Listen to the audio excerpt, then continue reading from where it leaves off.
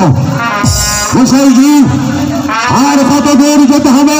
আর যেতে হবে না, শুভস্য শীঘ্র। এই তো সত্যবানের বাড়ি, আমি না হয় সত্যবানকে ডেকে দিচ্ছি মহারাজ। বেশ, তাই ডাকুন। সত্যবান, আরে ও বাবা সত্যবান, আরো জোরে ডাকুন। ও বাবা সত্যবান, বাড়ি আসো বাবাজি। আরো জোরে ডাকুন। সত্যবান, আরো জোরে ডাকুন। আরে ও বাবা সত্যবান।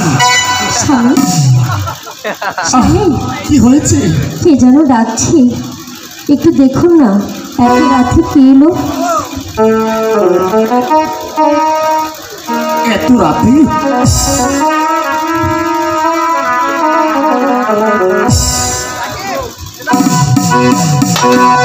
বাবা সত্যবান, গোসাইজি আপনি?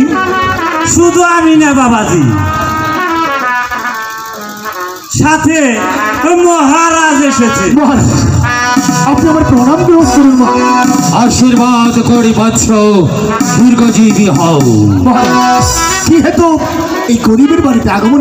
শোনো সত্যবান, আমি গিয়েছিলাম শান্তিপুর অধিপতি অজয় সিংহকে পরাস্ত করতে।